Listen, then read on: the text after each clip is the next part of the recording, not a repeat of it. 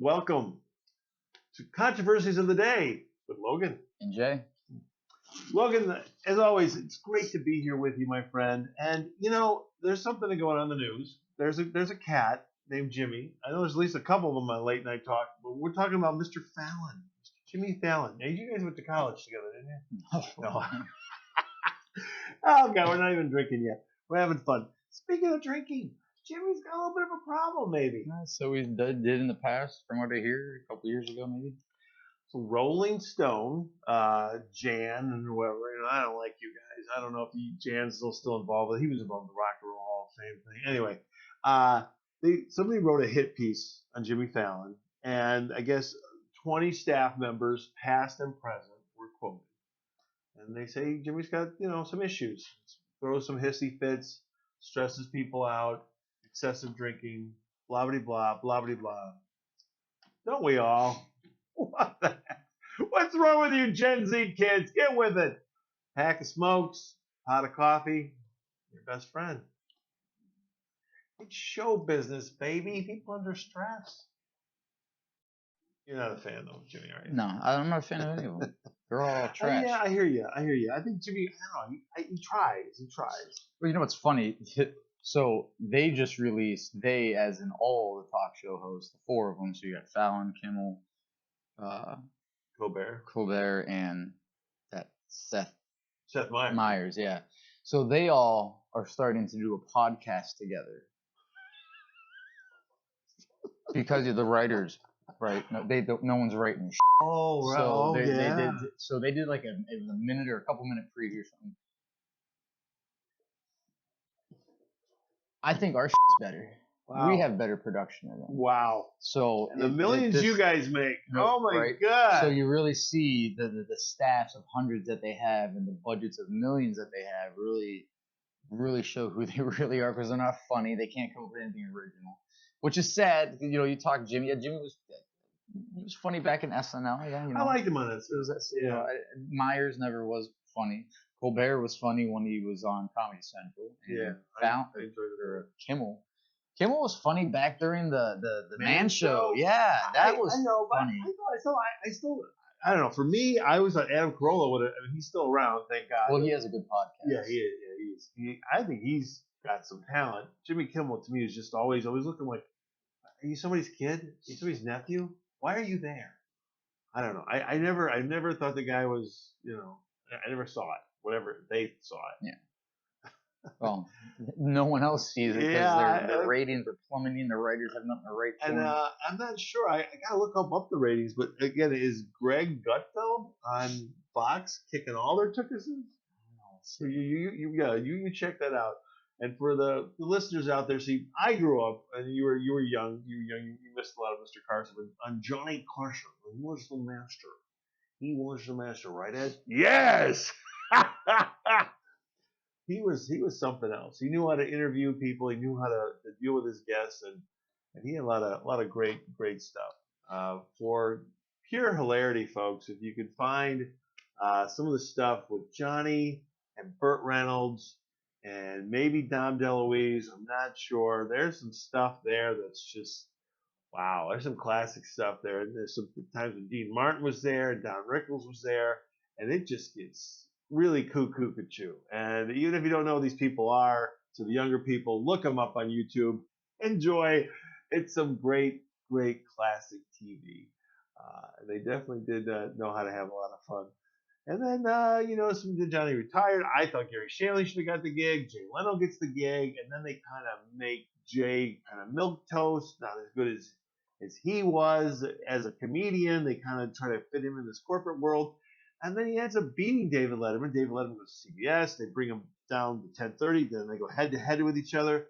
And Letterman, in my opinion, at that time, we're talking 90s now, was way better. And it's not even that David Letterman himself was that funny of a guy, but he just had a great cast, from Larry Bud Melman, of course, to Chris Elliott, Man Under the Stairs, very funny actor in his own right, a comedian. Of course, the great Paul Schaefer.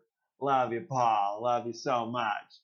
And Alan Coulter. Oh my God, the red-haired guy, the announcer guy. Wow, what a fun guy Alan Coulter turned out to be. And good times there. But Leno was beating Letterman through that time period. I don't know what was going on in America. I sometimes, Logan, I look at the '90s and I'm like, what the hell is going on?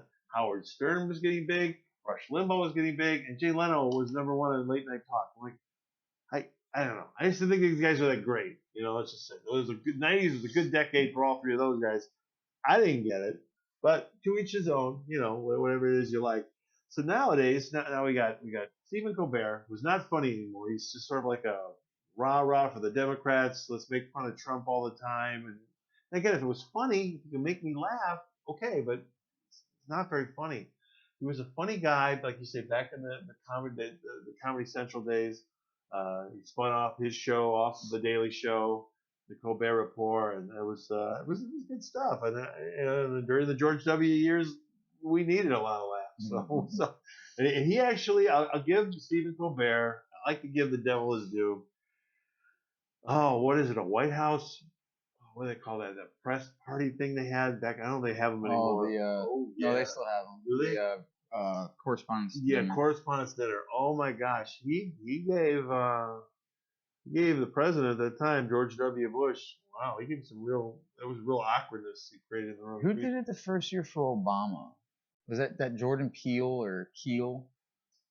Good question. One of them really went hard on Obama the first year. I gotta look that up. I think it was Jordan Peele. Anyway, I gotta look that up. So who is actually leading? Who's the top rated late night talk show host? You mean of the big three? Of any. Throw Gutfeld in. Yep. All right, I'm gonna say I've heard Gutfeld. Is it true? Yep. Wow. 2.1 million. The next 2.5 million for Gutfield. Colbert comes in second. Really? With 2.1 million. Wow. Kimmel comes in with 1.2 million, and Fallon's not even on the list. Ooh.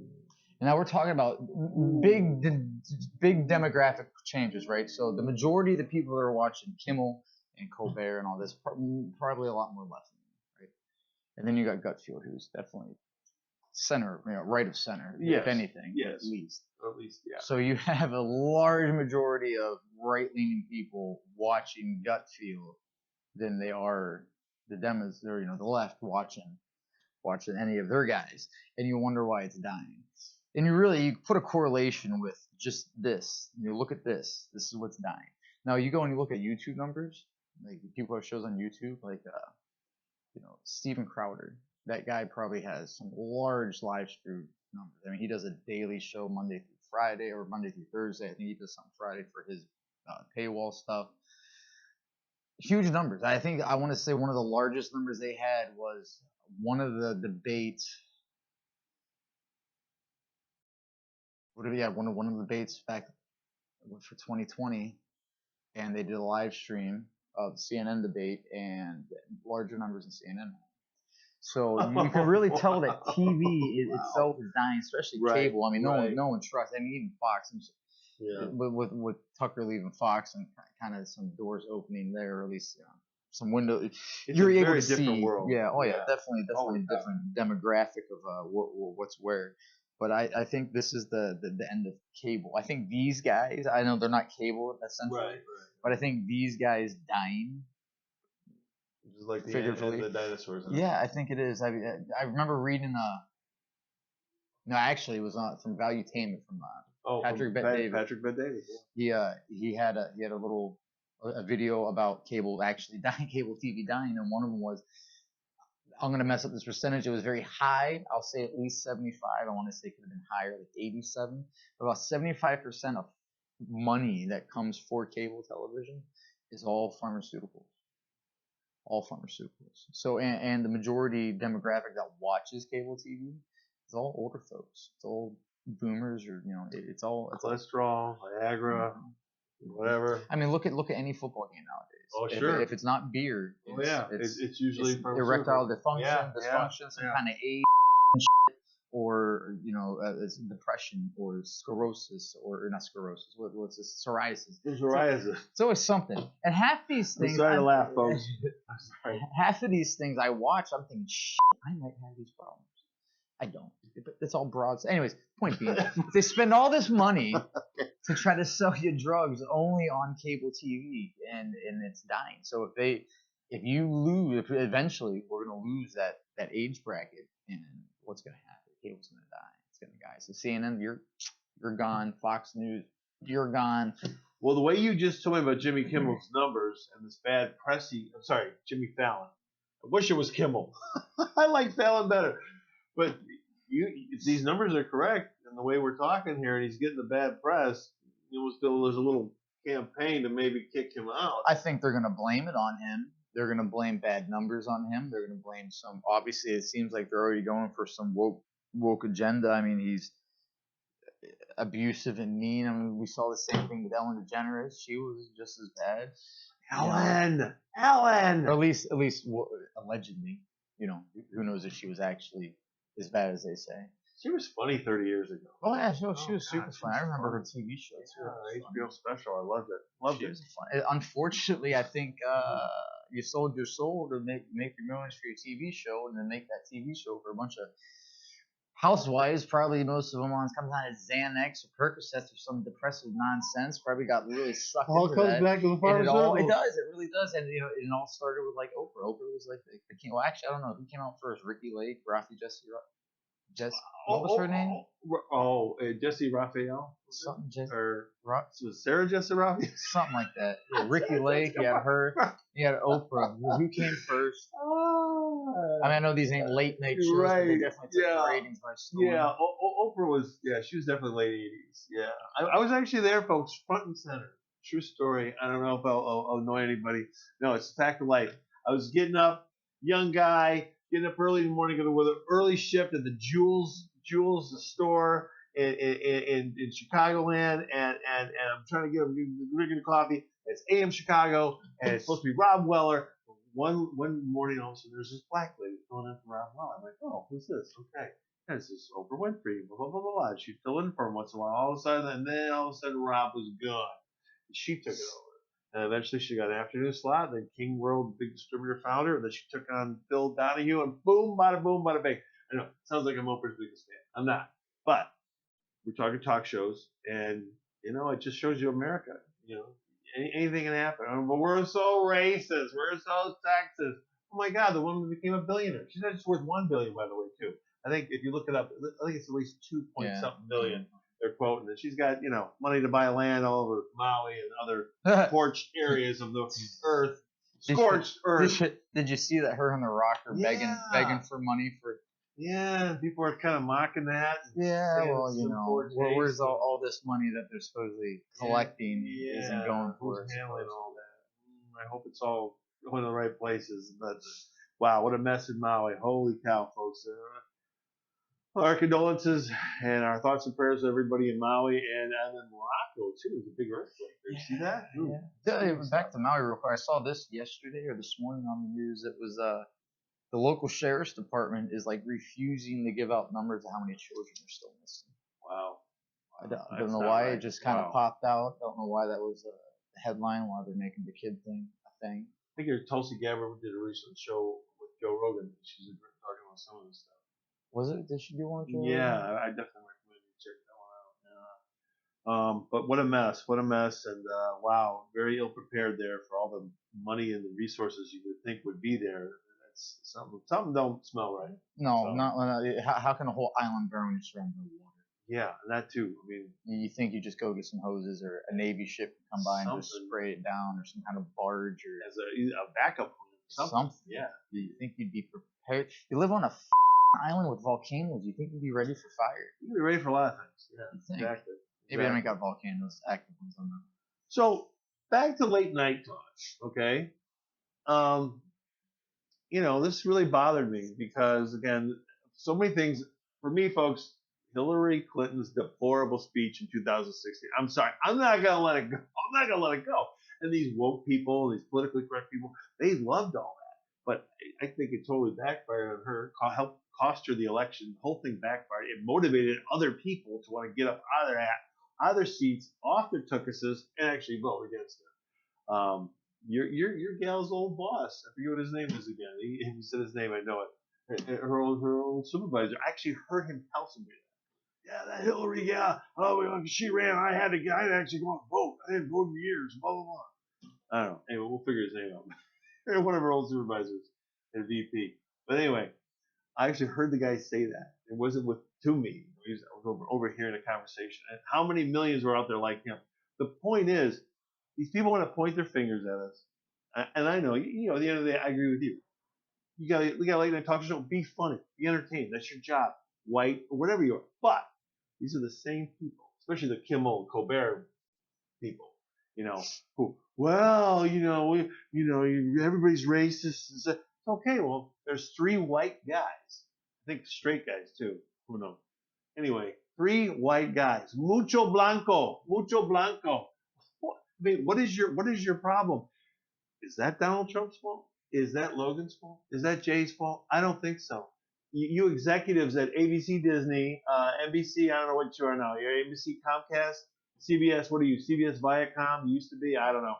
Yeah, you people, a lot of you are probably white, aren't you? Yeah, you need to look in the mirror. And if Jimmy Fallon's going, hey, opportunity, maybe you can, knock it on your forehead. Maybe you can fix this. I like Chris Rock. I know you're not exactly a big Chris Rock, but are you? No. But Chris can have people on and let Chris be Chris. Okay, don't try to milk toast him like you did to Leno. And let Chris be Chris. And maybe every other guest they're gonna smack him upside the head, but it'll be fun. Chris will poke at people, and is he gonna hit him? Is he gonna hit him? It'll be part of the attraction of the show. Anyway, just saying. I don't think Will Smith would be on, but who knows? Maybe he would. We have a basket of goodwills and good tidings, and we'll try to make amends and bury the hatchet. People like that ain't gonna do that type of job. Yeah, maybe not. And it shouldn't come down to a race thing. It shouldn't, but you know what? There's a lot of funny people out there, and they're funnier than those 3 who happen to be white guys. And against Steve Harvey, we talked Dave Chappelle. This might be a step down for Dave Chappelle. I would love to see Chris Rock. I know he's not your favorite. I would love to see Chris Rock. Steve Harvey would be awesome. I know he's doing like a game show thing. I think he's doing Family Feud now, so he's making plenty of money. He's got a syndicated radio show I listen to. So he's got his own thing going. But there's so many people who could be like black, Hispanic. I don't care, whatever. Just make us laugh, right? Be funny. That's all we want. That's all we want. That's what America needs, by the way. Be funny. So who knows? Maybe NBC will have a new slot open, and Jimmy Fallon, we knew ye, but we hardly knew ye. Granted, we knew ye, but I have to say him hardly. All right, so Jimmy Fallon's going to have to move on. I don't know. We'll see what happens. All right. Well, anyway, or maybe we'll get the Jay and Logan show going. Oh, wouldn't that be nice?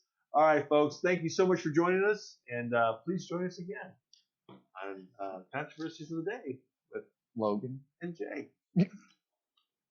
Love you.